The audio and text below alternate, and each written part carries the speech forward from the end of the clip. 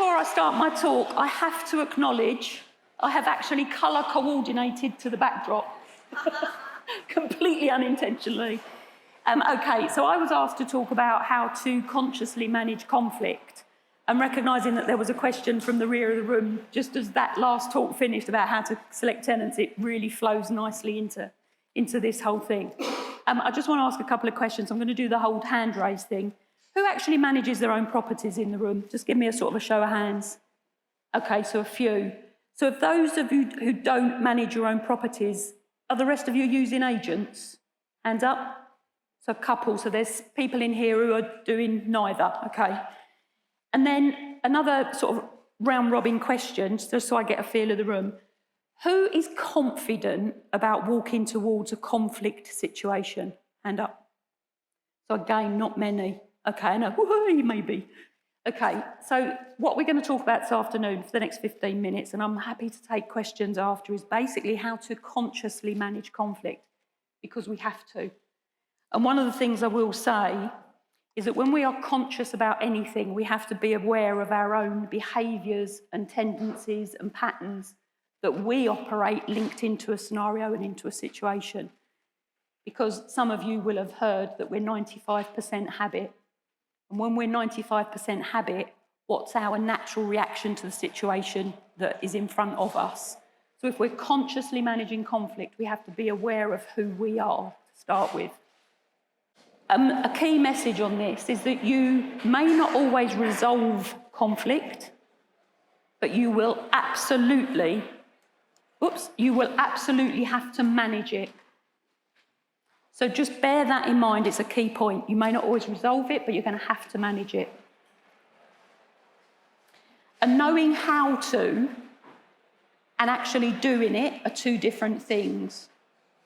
So if you're not confident at the moment, think as we're going through the talk about what do I need to learn, what maybe can I do differently, who can I get to work with me to deal with this.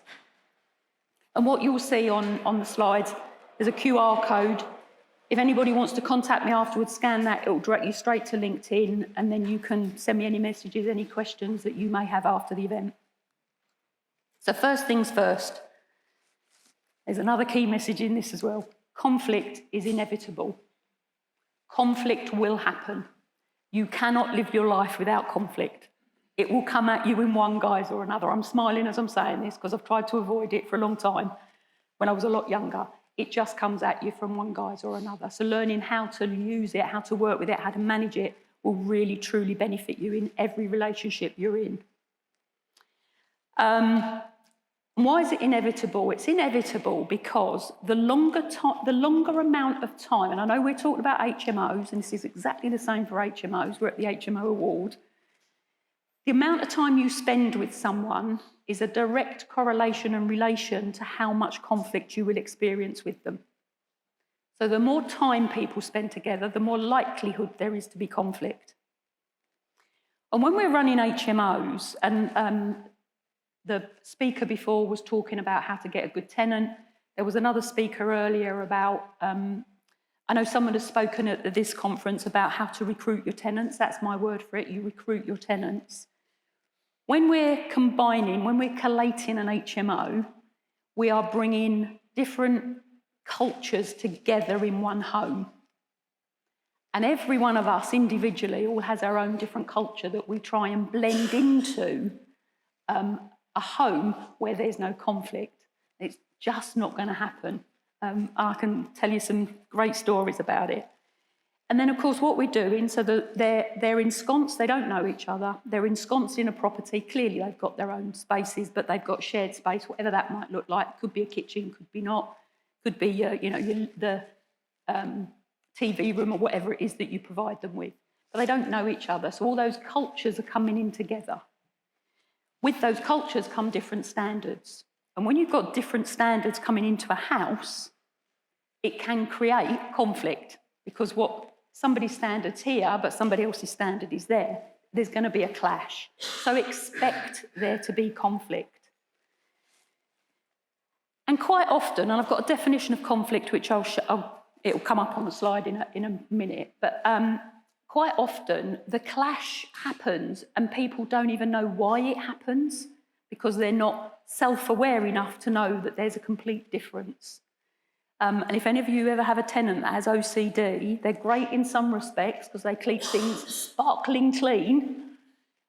And then, of course, the next tenant isn't OCD and doesn't. And that creates a clash, I can assure you, because I've got it in one of my HMOs. So, a definition, and let's put it up. I've used this definition. My background is leadership management consultancy. I've done it for decades, a very long time. Been into the HMO world since, or property since 2011, HMOs 2012, 13. This is a definition of conflict from a previous life, if you like, but it absolutely applies. So for there to be conflict, there has to be at least two interdependent parties for conflict to occur. And when we're talking about an interdependent person, independent people, it can be you with you. Does anybody ever have that conversation in your head where you're sort of arguing with yourself? You see something, you want to do it, but you don't. You want to say this and you don't say that. So conflict can be an internal thing and it can be an external thing. And when we're talking about HMOs, it can, of course, be person. So it can be an internal thing for us, for an individual, but it can also be between one and one, or, depending on the HMO, the size of the HMO, same as you would a team in an ordinary working environment, you may get cliques form in an HMO. So what you could have is an inter-team, if you like, an inter-clique conflict. So you've got these two over here having a go at these two over here. So you get little cliques formed. And be aware of it, because it does happen. So it has to be at least two interdependent parties. So why are people in an HMO interdependent? Because they've got to live together. They're in the same house. They're in the same home, if that's what you are creating. And they perceive incompatible goals. Now, we're all goal-driven all of the time. Every single one of us, everything we do is with a goal behind it. We might not always know what that goal is. The more conscious we are about who we are, what we do, why we do what we do, then we know the goals that are driving us. It's our inner motive, if you like. But they perceive incompatible goals. So one of the ways around this, and I've got a 7-point key slide at the end, one of the ways around this is to actually create their goals for them before they move into the house. So you've got a set of standards, got a set of guidelines, you've got, if you like, the house rules, whatever you want to call them, that they all agree to abide by. When they know that, it's much easier for you then to manage it because they've agreed to the guidelines. And I'm not saying get them to sign it, but you've had the conversation with them, if it's you or whether it's the agent, depending on who's managing the property. And then the last one on here is an interference from the other party in achieving their goals. So what happens, and I have this, somebody wants to get up in the morning, this is a true story, somebody wants to get up in the morning, put the toast in the toaster, leave the crumbs on the work surface until they get home at lunch or in the evening or whatever. Someone else in the same house, true story, someone else in the same house is OCD. Every time that happens, I get a text or a message, or it goes into the WhatsApp group, and I'm like, it's crumbs on a counter. But the clashes and the standards are very real for the individual that doesn't want to see those crumbs, apart from the fact it could attract mice, but that's a whole other story. So thinking about the standards and the culture and what you put in as part of your initial welcome to the house is really important, and it helps you consciously manage conflict. Prevention is always better than cure, so do what you can up front. It's not nitpicking, it's not micromanaging, it's just being conscious that these things happen. So who will be in conflict? And this, I really thought about this one. Who will be in conflict? How many opportunities in relationships have you, as the owner of the HMO, got to be in conflict? So count on your fingers how many relationships you may be in conflict with. So it could be the lettings agent. It could be a tenant. It could be the cleaner. And just recently for me, it was a tenant and a refuse collector because the bins weren't emptied. And the police were involved, so I had to get involved in that. I manage my own. So think about how many relationship opportunities you have to be in conflict with or through, And then you can minimise that whole scenario and situation by knowing in advance there's a potential for it to happen. And you can put in place the boundaries and the agreements to stop it happening. Remember, prevention is always better than cure. Okay, let's go on. So, who will be in conflict? Absolutely, it depends. It depends on how you are with handling relationships. And one thing I'll say, and I'll talk about it a bit more in detail in a minute or two, the sooner you can nip conflict in the bud, the sooner you can nip the niggles in the bud, the better off you will be, the house will be, the home will be, and everybody involved in it will be. And it's about noticing that things are different, you know, whether you've got your cleaner telling you that they've noticed something, whether you've got your agent telling you you've noticed something, or whether you on your periodical inspections, how often you do those, if you manage them yourselves, you'll notice things. If you have a relationship with your tenants, they'll tell you things. And I absolutely agree with and I do apologise, I forgot his name, the guy that was speaking earlier. The story you get is not always the true story. So be investigative about what's the story. Find out what the real story is, the truth is. And then roles you can adopt. Again, this comes from my consultancy work back in the day, but this is absolutely true. And I'm going to talk about the bottom one first as a negotiator. If you're involved in any conflict resolution, conflict management, I would really advise you not to adopt the role of negotiator. And negotiation is where you give and take. And when you give and take, sometimes words come out like, can you do me a favour of? And what we have to remember is this is our business. You know, we're not their parents, they're all adults. Adults don't always act like adults. There's all sorts of things going on. So please really consider not using negotiator if you can avoid it. But the other two you will absolutely have to use if it's you getting involved in the conflict. And this is conflict in any relationship. You will become a mediator. So a very brief description of a mediator is where there's two parties at loggerheads, you stand in as the third party objective, and you listen to both sides. And fingers crossed, hopefully, those two different sides come to a decision amongst themselves about how they are going to move forward. So you hand the ownership over to them. And the other one, an arbitrator, and you will absolutely have to adopt this role, is you make the decision. An arbitrator is the judge and jury. You tell people what they are to do. You make the decision for them. And then they do it or don't. But again, it's those two roles you will definitely use in managing conflict, especially if you're managing it consciously, because you'll choose the role that you're going to use.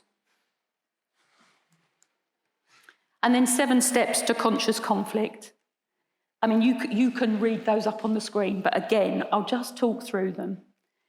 Prevention is always better than cure, always. And expect disagreements, prepare for them. And remember, the longer people are together, the time they are together, the more likelihood that conflict is going to happen. And you're putting, especially if you're doing a new HMO, you're putting people together and there's no, if you like, foundation of anything or anybody in the house, because you'll generally get somebody that takes control of, I don't know, toilet rolls or whatever it is. So expect disagreements, prepare for it. Create the culture and manage it. You're putting different people together. So when you're agreeing your boundaries, you're creating a culture for the house, you're creating a culture for their home. How you interact with them creates the culture as well. So whether you're going to be there for them for their problems or you're not, whether your agent is going to be there for them for their problems or not. You know, can they talk to you about the fact that they've lost their job and how do they claim benefits because they're dyslexic and they can't do anything online? They don't have an email account. Work out what it is you're going to help or not help for your tenants and what you're going to request your agents to do. Tell them exactly what you want, creating those boundaries. So, you know, is your phone going to be permanently on or are you only going to take calls from 9 o'clock until 5? Have those conversations up front, especially if you're managing it on your own, for yourself. Walk your talk. If you say you're going to do something, do it. If there's a complaint about the property, whatever that might be, keep them informed, however you do that, whether it's in a WhatsApp group or not, keep them informed about when that is going to be repaired, because there's nothing worse than a toilet flusher breaking and you don't tell them when the plumber's coming in. Again, if you've got a system, use it. If you're doing it yourself, just make sure the communication's good. And this is a big one. Do not expect the tenants to deal with the conflict. They basically won't. They'll escalate it. They may not manage it. And depending on how they react and interact with you, you might get it when it's just exploded. Because there are a few people who, perhaps more than a few, but there are a few people who have the conversation up front and early. They'll wait till things really boil and then they'll express it and they'll shout and they'll scream and they'll have an argument and it all goes a bit pear-shaped. So don't expect the tenants to deal with it. Identify the severity from blip to crisis. And what I mean by this, if it's a blip, it's something, it's a complete accident. How you then deal with that is completely different to if it's a crisis. And again, reality check, I've just dealt with really poor, bad, atrocious, racist behaviour. Section 8, they were gone. So crisis, it's almost like you've got an employment contract and it's like gross misconduct, they're out. And that was all through racist behaviour from an old tenant to a new tenant that went in. It was horrendous. And the biggest thing about this is walk towards it, nip it in the bud. Nip it in the bud as quickly as you can. Don't overreact. Deal with it, calmly, collectively, consciously deal with it and nip it in the bud.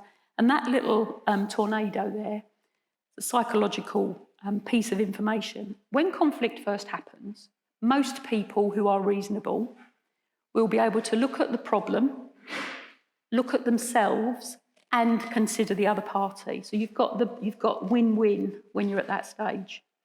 What happens, the longer the conflict goes on for, the person will look at the problem and they will look at themselves. So the other party goes out the window. When the other party's out the window, it's very hard to mediate because they don't care. And then when they get to the third stage of conflict, and with conflict, the fight or flight response kicks in. That's what triggers inside us. When you get to the real depth of conflict and they've been in it a while, the only person they care about is themselves. They can't see the problem and they can't see the other person. And if we let that happen, that is more difficult to deal with. You've still got to manage it, you may not resolve it. So that's my 15 minutes of how to manage conflict consciously. There's clearly a lot more to it. Scan the QR code if you want to contact me about any questions or anything. And is there any questions now? Has anybody got? Yes.